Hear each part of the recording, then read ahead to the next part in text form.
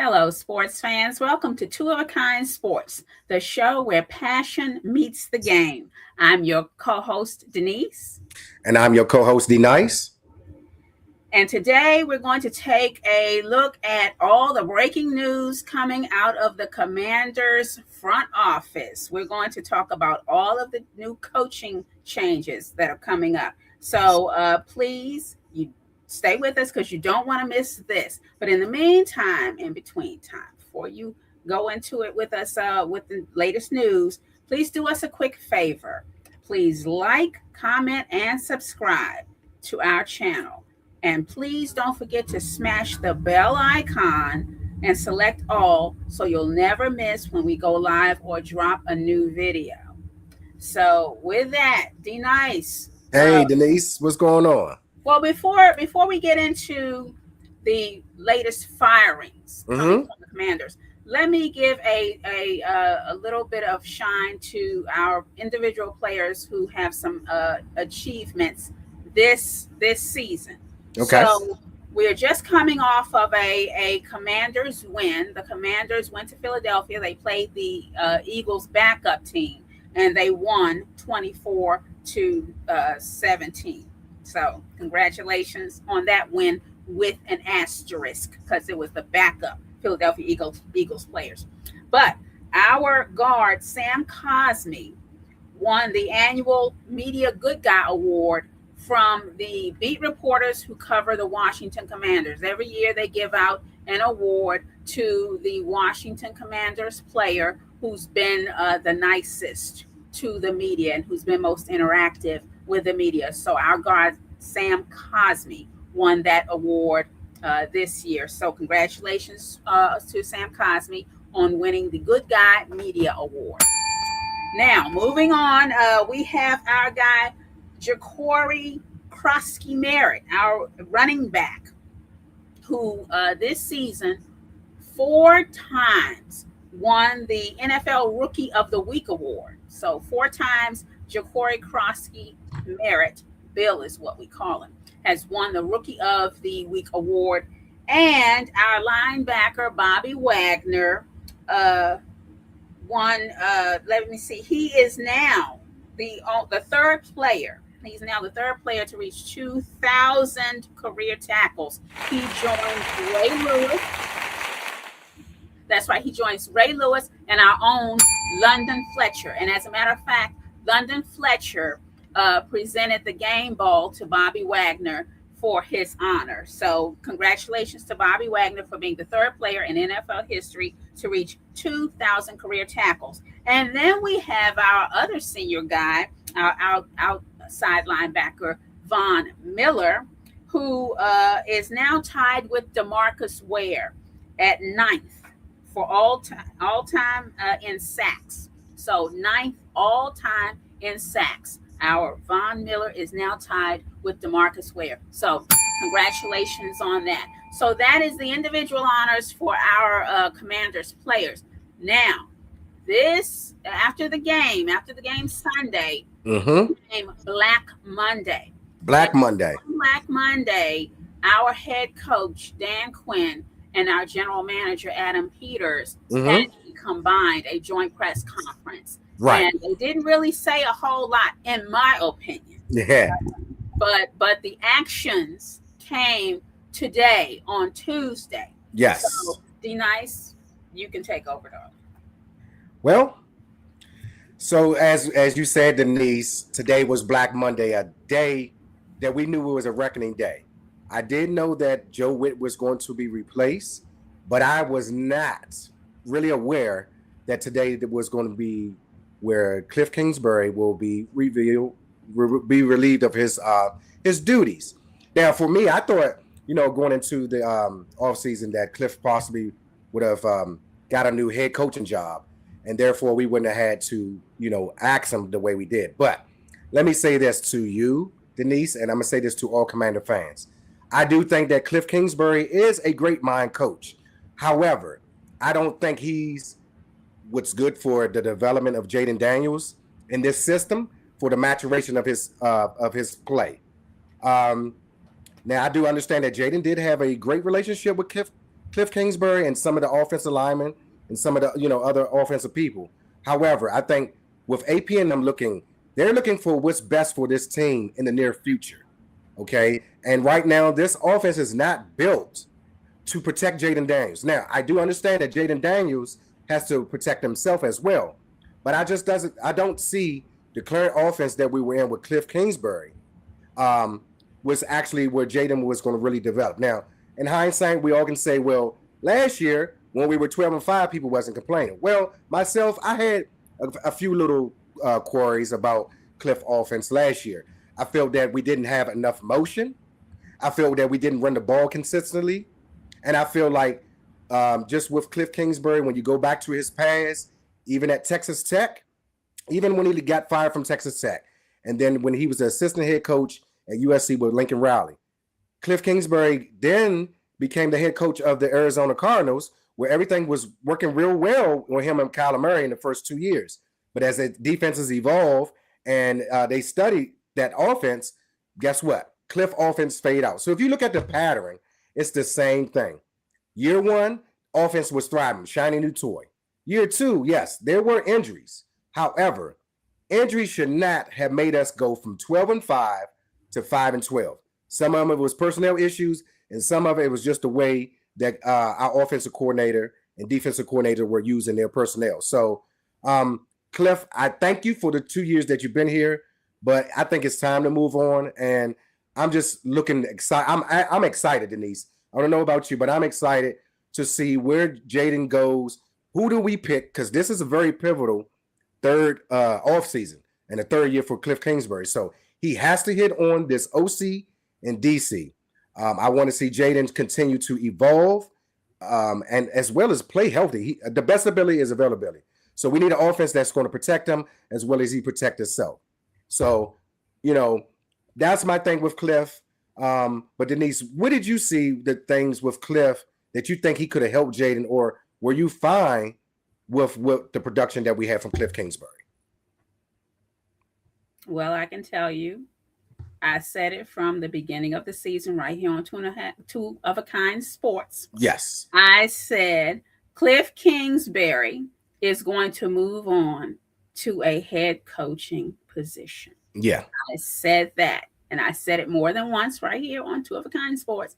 So none of this surprises me. Right. Now, what was announced was that Kliff Kingsbury met with Dan Quinn and they both decided to move on. They both decided to go separate ways. Now, why do you think that? Why do you think, if Dan was going to Kliff and just saying, hey, Kliff, let's try to incorporate some of this in your offense. Why do you think that, Kliff said, no, it's my way or I'm gone? What do you think about that? If Kliff has the opportunity to move on, then that's what he should do. Right. And to our knowledge, he hasn't been offered a job yet. Right. But he has, according to all sources, he has multiple, more than one opportunity that lies ahead of him to be a head coach. Okay, there are several teams now with Black Monday. Several teams have fired their head coaches. So there are some slots open, and Kliff Kingsbury is a candidate for more than one. So instead of him trying to stay here and figure out how to change what, according to you, has been successful for him, he might have the chance to go ahead and be the head coach where he's in charge and where he will do things his way. And apparently, Kliff Kingsbury and Dan Quinn are not on the same page. Apparently, Dan Quinn wants things done differently. And apparently, Kliff Kingsbury feels like things should be done differently from the way Dan Quinn wants things done. So there wasn't a meeting of the minds ultimately. So it comes down to two different philosophies. That's what you're saying. Yes, and I have been saying also about Dan Quinn. He's not a good manager. He's not good management material. And the way he handled Joe Whitt undermines the culture of this organization. I was asked in the comments on our YouTube channel, what culture? Well, the culture of this team is supposed to be that of a professional football organization. That's supposed to be the culture here. And Dan Quinn made a really, really bad decision. He mishandled the Joe Whitt situation when he determined that Joe Whitt was no longer capable of doing the play calling on defense, which is the key duty and responsibility of a defensive coordinator. Then Joe Whitt should have been fired, and Joe Whitt should have been separated from the organization. He did not do that. He kept Joe Whitt around. So Dan Quinn has already shown he doesn't practice good management skills. Mm-hmm. Okay. And for Kliff Kingsbury to move away from what has garnered him so much success based on what Dan Quinn wants, who's not a good manager, based on Dan Quinn, who watched his defensive coordinator fail and only to take over his duties as opposed to replacing him. And then I complained too about Dan Quinn he watched Kliff Kingsbury fail as well, because when Kliff Kingsbury wasn't doing well, Kliff Kingsbury was doing his own thing. And Dan apparently even then did not provide strong leadership. So I don't blame Kliff Kingsbury for moving on. I think Kliff Kingsbury is someone who, as I read a comment on Twitter, he's been blessed enough to have the opportunity to fail moving upward. Okay, he's been a head coach. Now he's been an offensive coordinator, and now, from the looks of things, he's about to be a head coach yet again. I can't hear you. You are mute, darling. Once again, short-lived. As you see his track record, it doesn't last.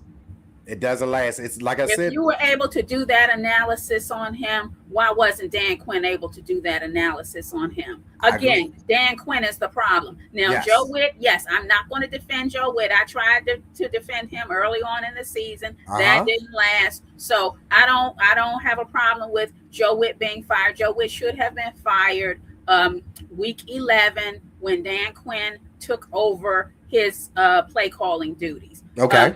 Kliff Kingsbury, I can't be. I mean, Kliff Kingsbury to me wasn't a big problem. Okay. He was a solvable problem. He was a problem that could have been solved. It could have been addressed had Dan Quinn acted in a timely manner, being a good, strong leader of a team. He did not. Right. So I mean, but do you see? Let's say if Kliff was still here, do you see that? Do you really believe in your heart? Let's say everybody comes back healthy next year. We have some new acquisitions.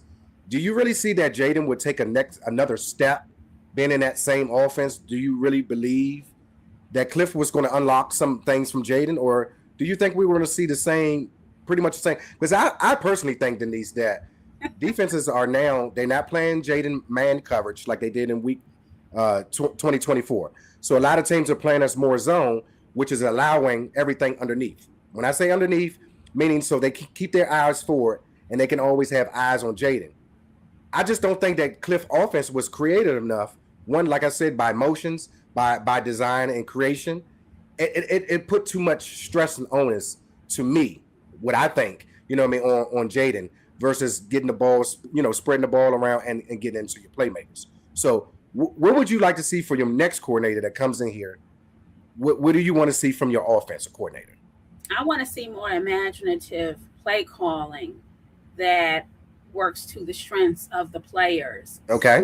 And from the players, though, I need to see better performance. Absolutely. Okay? Because now when you talk about Jaden Daniels' development, so many people are blowing smoke up his behind.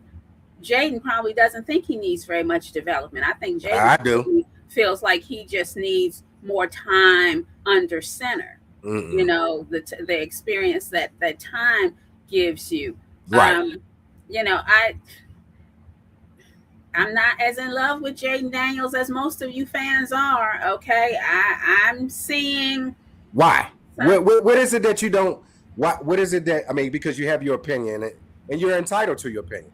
But what is it that when you look at skill set, not just far as just his accolades, when you look at skill sets, when you compare him to a Caleb Williams or to a Drake May or to a Bo Nix, you don't see that Jaden's skill set is up to par as theirs, or are you going off a buy because of I'm him not looking being at available? long term. I'm Okay. looking at long term. I'm looking at a guy who had a wonderful breakout rookie season, Okay. but that's because a lot of things worked in the favor of this team, Mm-hmm. beginning with a schedule that wasn't very tough. Okay. Let's be honest. Yes.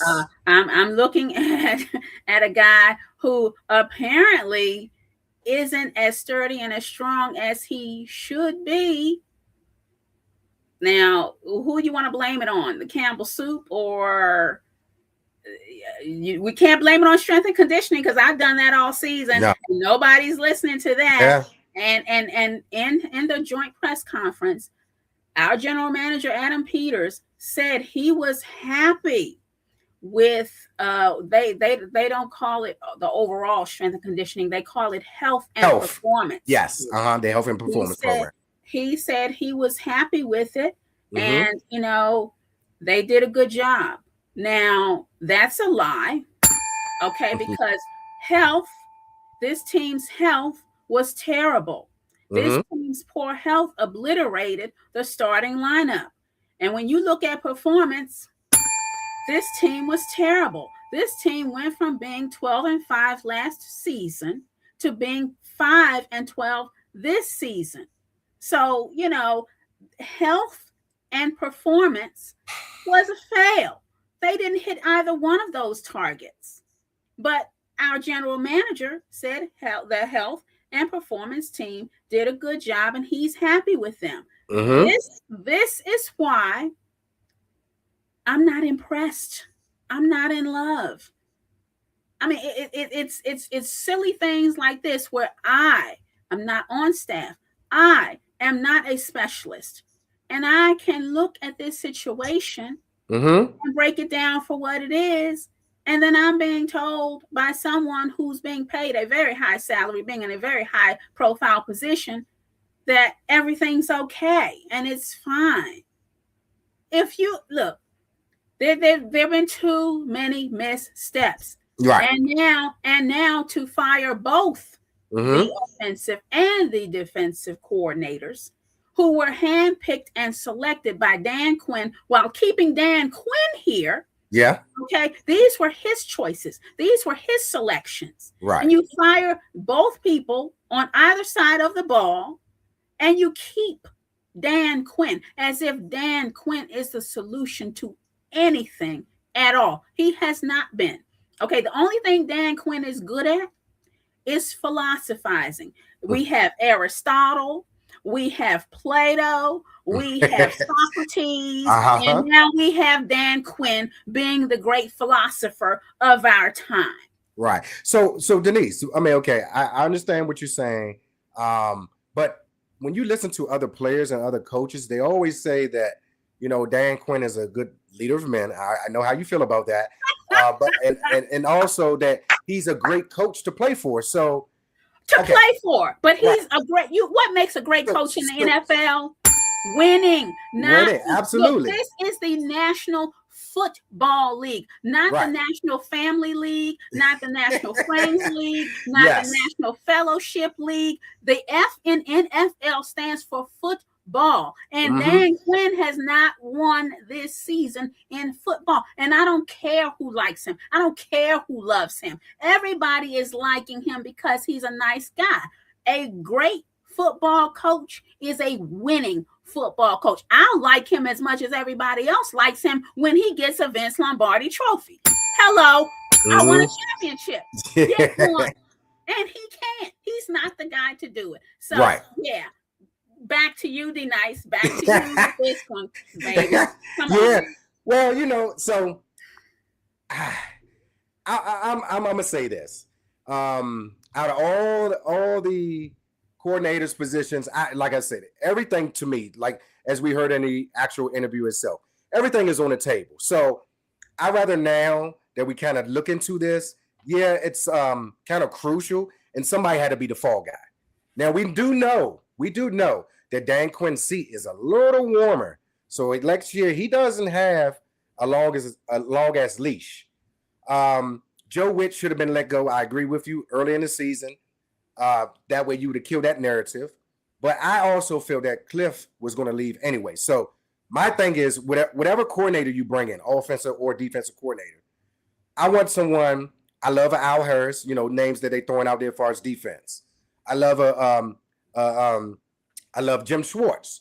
You know what I mean? Because he has the pedigree, and wherever he's been, they have always had solid defenses. I like Gannon, who just got fired by the Arizona Cardinals, who was the former DC of the Eagles.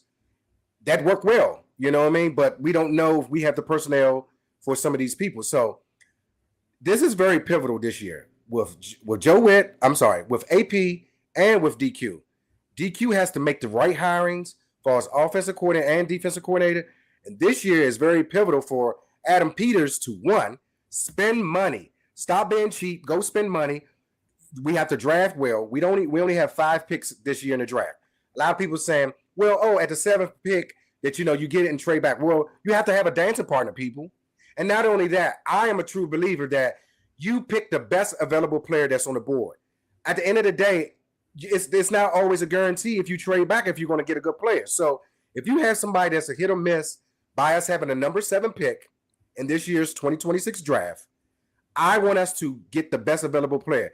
Now, I do think that may be on the defensive side, as far as a DN or maybe a safety. But I really think that we really need to attack this defensive side very, very aggressively. And this year, it's put up or shut up. You know what I mean? Because now what you've done, you've put more targets and you put more eyes on yourself, DQ. Now that you fired both your coordinators, now everybody's going to be looking on you. So now you have a fresh new start with new people that's going to come in. It's up to you. So now you have no more excuses. Your game management, all your little cliches and all that stuff, I don't even want to hear none of that coming into next season. At the end of the day, I want to see the play match up to all the philosophizing and all the good stuff, as you always say, Denise.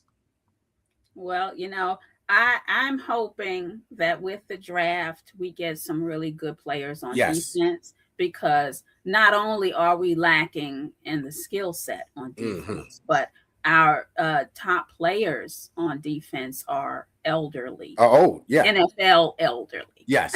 And so, as they look toward retirement, we need to have some young hungries who are out there ready to go and whose best days are ahead of them, as opposed to having their best days behind them. And we need to look toward longevity.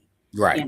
And in terms of offense, I would really like to get Jaden Daniels some good weapons. Yeah. Some weapons in his offensive cachet. So I'll see. But when it comes down to, I'm hearing, various names float around to take the place of our defensive coordinator and our offensive coordinator. Do you have any preference? I don't. My preference would be to get rid of Dan Quinn first. Okay. So my preference is gone. My preference is out the window. So I'm going to have to rely on Dan Quinn to show better management skills. Okay. To show better vetting when it comes to choosing his coordinators, because you broke down why Kliff Kingsbury wasn't going to be the long-term solution. You saw that for yourself based on his history. And we know Joe Whitt stuck around, was able to stay around because of his history with Dan Quinn at Dallas. He said they went through a lot, as colleagues, they've been through a lot. And, there was a history there. Right. But he kept Joe Whitt around for personal reasons and not for professional reasons. So that was a misstep. So as long as I am relegated to having to rely upon and trust the judgment of Dan Quinn, I feel like I will always be at a disadvantage. So I don't see any point in me trying to, recommend anybody or, promote a campaign or lobby for anyone to come here to play for a coach that I feel is not a championship caliber coach. Right. So let me ask you this, Denise. Now we also heard reports out there that our offensive line coach Bobby Johnson also got fired as well. I thought our offensive line was one of probably our strongest positions. Well, they are just, definitely improved. I right. mean, I wonder of why he was all the fired. areas, yeah. I mean, our special teams has improved, which is why Izzo is totally operating under the radar. And congratulations to Yeah, him. but it can get better. It can get better because we There's lapsed some always things. room for Yeah. improvement, but we our come on now, our special teams Mm-hmm. was totally ineffective on kickoff, punts, and returns. Right. Especially when McCaffrey was playing well, when you had Debo early in the season. And not only that, Jaden Lane. Then Jaden Lane, if he was just as a specialist as we drafted him, I think he could have did more phenomenal things. But we had to throw him in the fire as being a receiver as well. So you're right. The special teams was a bright spot.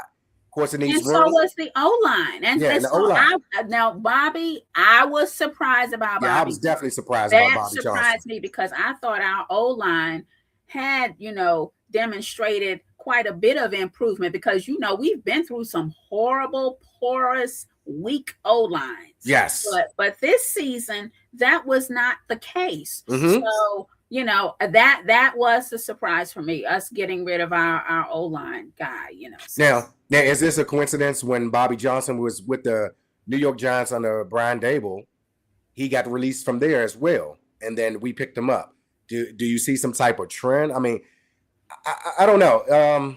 I didn't think he was warranted to be fired, so maybe it was some other things. I don't know. I thought that like you said, the offensive line was one of our strong position groups. So I don't know. Maybe they did that because when a new coordinator comes in, he's going to want to bring his own people in. I don't know. Like I said before, I don't think with DQ and AP that this was just an emotional thing like right now and then. This was something that was already pretty much thought out. I think this decision was it was thought out. So you thought because even when you listen to their presser, Dan Quinn left the conversation like I was telling you in our pre-production.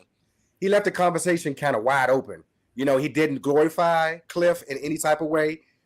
As I stated, far as with injuries occurred, he just was talking about, but we still shouldn't have had the great fall off. So whoever he brings in, like I said, I'm a fan of the team first. I can care about no names. I'm a fan of the team. And as long as he bring in somebody that's competent, that's going to run his offense and be efficient and run his defense and be efficient, I want us to start living up to what they taught. As we said last year, what Joe Whitt would say, our style of play is not for everybody. Well, I want to see that with us. I really want to see that. I'm tired of the small talk, even from DQ. I want to start seeing, like when you look at your teams like your Houston Texans. I hate to keep using them, but when you look at their style of play, it matches exactly how they are.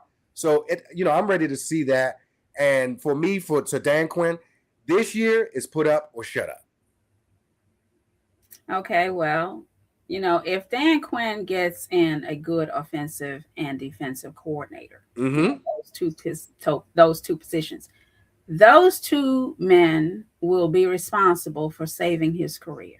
Mm-hmm. Okay, I'm still not going to believe that Dan Quinn is a great head coach until he won a Super Bowl. Which is not happening. So I will give the two gentlemen who come in, if they do well this next season, I will give the two gentlemen credit for saving Dan Quinn. Okay. It's like saving Private Ryan. It'll be saving Dan Quinn. Mm-hmm. But Dan Quinn is not a championship caliber. Okay, so what would you say what about hypothetically we win the NFC East next year, which that's a division championship. Yeah. But I'm just saying. We've been there, we've done that, and guess what? By your we haven't won a division championship under Dan Quinn yet. You did last year? No, we did not. You didn't win it last year? No, we did not. Okay. So DQ hasn't hit that mark. I put last year out of my mind so much. Okay. But we have won division championships. Okay, we've been there, we've done that, and a division championship doesn't mean that much to me Nothing. It because means nothing at you, all. by your very existence, you are 1/4 of the way there. You're only Absolutely. competing against 3 other teams. Mm-hmm. Okay, now if Dan Quinn wins a division championship, I'm sure a lot of people in the fan base will probably throw him a ticker tape parade Mm-hmm. for overcoming the Dallas Cowboys and the Philadelphia Eagles. Okay, but this is the same guy who had to put his starting lineup out this past Sunday, and they played their best to beat the Philadelphia Eagles backups. Mm-hmm. Okay? So I'm not going to be impressed if Dan Quinn wins an NFC East division title, because that doesn't really mean that much to me. Now, I do give him credit for making it to the NFC Conference Championship. I give him credit for that, because that is something we haven't done in a very long time. We've won division championships a lot sooner and in a lot more recent history than we have been to the conference final. Right. Yeah. Okay. So at the end of the day, I can care less about NFC East championship. I want that Lombardi trophy. Yeah, I want that Lombardi trophy. That's what matters to us. That's what matters. But Dan Quinn is not. He was very fortunate to get to where he got last season with the NFC conference final. He was fortunate to get there. He did all the right things. The players did all the right things. The players performed the way they needed to perform to get there, and they earned that. Okay, but I don't see Dan Quinn repeating. Right. And I certainly don't see him winning a Super Bowl. You don't? That's interesting. That's a very interesting take. I mean, you just don't feel that as a coach that he has it to take us over, or he doesn't have the skill set. He doesn't have the problem solving ability. He doesn't have the managerial skills. I mean, look, I could go down the list, but let's wrap up. I can go down the list, because I've been talking all season long about the shortcomings of one head coach, Dan Quinn. Yes. So, but this opens up an opportunity, though, and that's the one good positive point I can draw from these firings today, is that there will be open up new opportunities for new people to come in and give us some very different results through different methodologies and different techniques. So that's the positive from me, folks. Yep. So look, Denise, with all the firings that we're saying, before we wrap up, how do you feel about all the different firings that you see? Even like with John Harbaugh getting fired over at the Ravens, Steven Stefanski getting fired at Cleveland. You have Gannon that's in Arizona. You having a lot of attrition, which we always have in Black Monday. John Harbaugh, which I was very surprised of after 18 years, being at the Ravens, for 18 years. So if he can get axed, I feel like it's up to anyway. Look at Dallas. Dallas fired their defensive coordinator, Mike Eberflus. I forget how you say his last name, but look at him after 1 year. Okay, he just was with Dallas, and then he's fired. So, I mean, it's a lot of people now, a lot of owners now, not waiting 2 or 3 years to see some type of result. If you're not doing it within the first year or two, Raheem Morris, another person. Yeah, Raheem can't stick nowhere where he's at. So and that's also a name that you kind of hear, that a Dan Quinn buddy that he may bring in. That loyalty stuff. I want the best player or best coach here, whether he's with, been with Dan Quinn before or without. Just please, Dan Quinn, just hire the best possible people. I mean, because that friendship. I mean, coaches hire buddies all every year. This is it's a small circle. So I understand there will be some, overlap in that area. But when the person isn't performing their duties well, you cannot let that friendship, that relationship, cloud your professional judgment. And that is what Dan Quinn did. Right, because it's about wins and losses. At the end of the day, that loyalty is not going to give you. You need more W's than you need L's, and that's how people measure your legacy. Measures you being a coach. You know what I mean? And that's what makes your longevity. You know, so maybe I'm gonna give DQ the benefit of the doubt. I know you're always saying I'm always looking out for him, but I want to see if have him and AP learn from their mistakes this year, and let's see if they apply it to 2026 and above, and beyond. So we got a lot of work to do. Starting with free agency, the draft, who you're going to sign, because we have 31 free agents. Some going to be here, so we're going to have some attrition again. So this roster is going to be flipped, because if you bring in your coordinators, they're going to want some of their people here. As we said, we need more team speed. We need to get younger, and team speed has to be the number one priority for this team. No ifs, ands, or buts about it. Yeah, that is true, and I do, like I said, I'm looking forward to change, because we definitely need to make some changes. Yes. And I'm hoping that we will do what we need to do in order not to repeat this 5-12 season. Didn't feel good at all. Didn't feel good. It don't even feel good to making the content for it. You know what I mean? You and I talk about that all the time. It's been a rough year. It's been a real trying season. They have worn me out. Okay? I agree. That's why I'm not in love with anybody at this point. Okay, I agree. There is in the rumor mill that some players on offense are really upset. Yeah, about Jaden. None of them warranted. They can be upset all they want.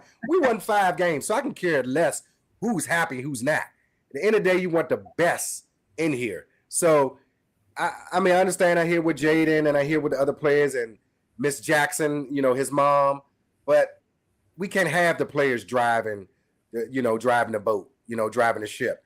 We got to make sure that management is making the best decision for this team today and moving forward. So I can care less. My point to the players, although they may be disappointed, my admonition and advice to these players is, please mind the business that pays you. You're right. Please mind the business that pays you. Okay, right.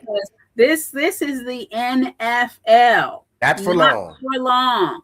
Yep. And the way these jokers played this season, they better be advocating for themselves and let Kliff Kingsbury move on to his greater reward, because the man is moving upward. Yeah, okay? Well, some of them ain't gonna have no job.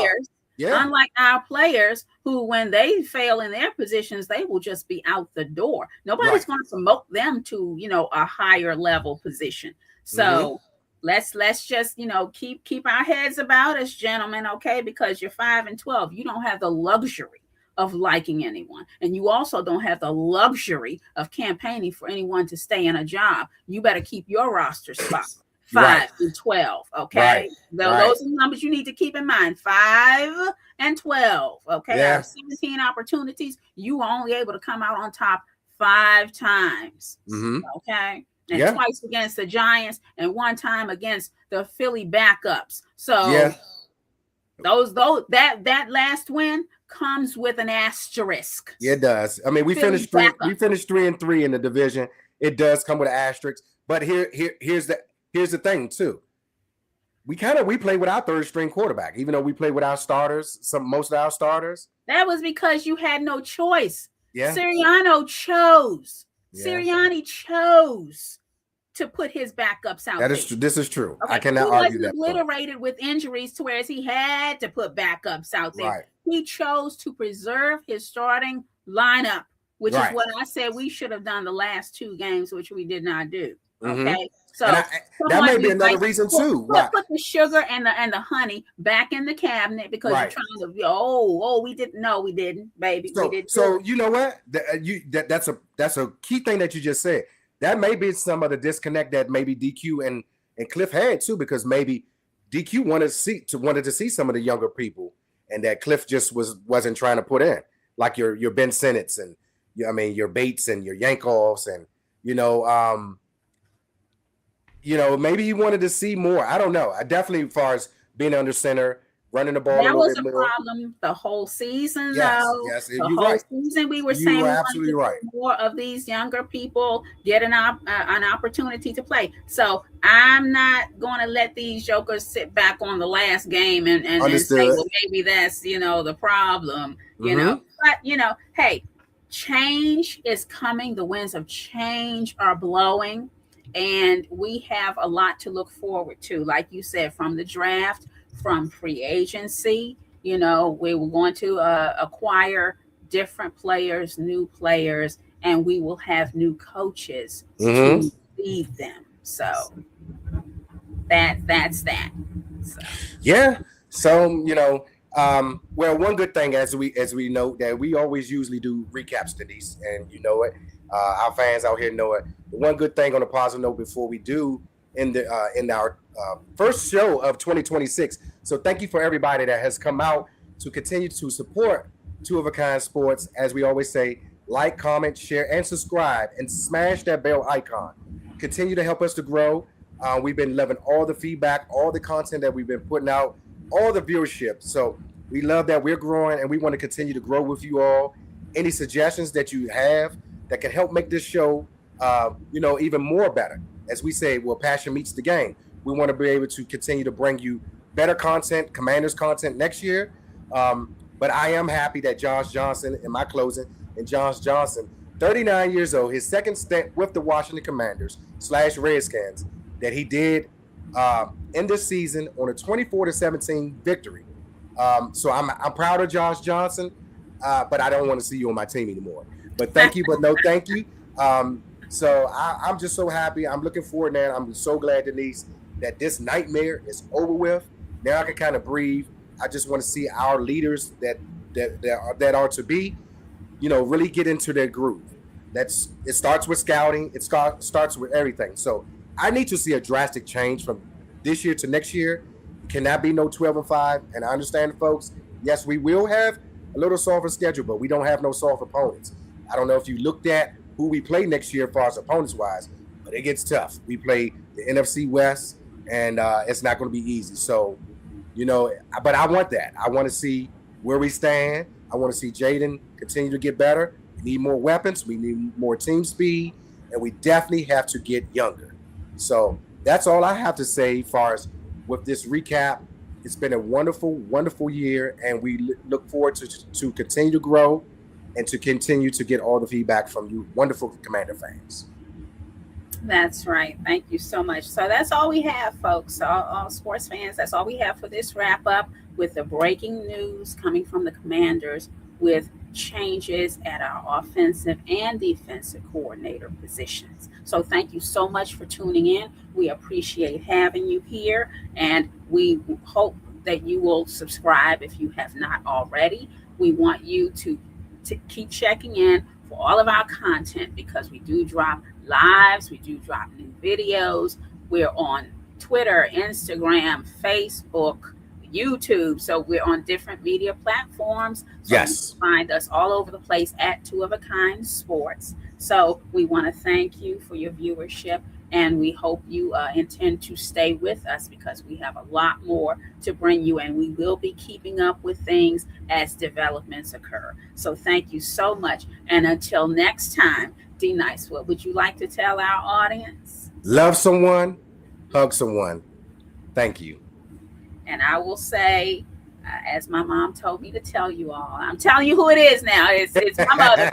She You said, reveal your source. You reveal your sources. yes, she said, keep love alive 365. So I I'll love it, just Mama. go with that one because I love it, Mom. I love what your mom told you. I love that. and I'm worn out. This Yep. season has worn me out. So yes, I'm keeping love alive, and I'm trying to keep Denise alive 365 after this horrible season. My team winning 5 games out of 17 opportunities. That is just absolutely ridiculous. But next year, I'm looking forward to finding out where our team is going to play their international game. The NFL was so impressed with our turnout in Spain that they determined that we were going to have an international game next year, and they hadn't even determined the location. So, do you want to know who I think it's going to be against? I think it's going to be because we play the Jacksonville Jaguars, and they always play. And they always play out in London, and I think that's where our destination is going to be as the home team. I hope we have a better place than London, though, because I mean we played the NFL. The NFL has played lots of games in London.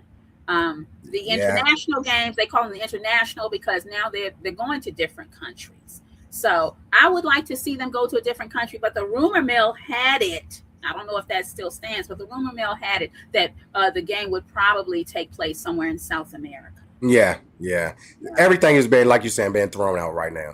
But yeah, Right. but Denise, You said Dubai. I mean, I thought that yeah, was like a really cool I place. heard New Mexico City, Dubai was one. Of Yeah. course, London, Brazil. London's So always on the map because it's always on the that's map. where we started. Yeah, because they played in Dublin. Yeah, so Yeah. well, we're gonna see. Either way, you know, But that's going to be exciting for the Commanders fans to, you know, have another international game this upcoming season, and in an undisclosed location. So we're going to find out, you know, where that game is going to be, and that's going to be very exciting for us. So looking forward to that. So we do have something to look forward to in 2026 with the new season coming up for the Commanders, regardless of, you know, all of the other moving, changing parts. So thank you for joining us with the show. Yep. And shout out to Shori. Shori, thank you, Shori. Thank you for everything, as always, buddy. Our technical advisor, Shori, has done a fabulous, amazing, magnificent job for us. He works tirelessly for us.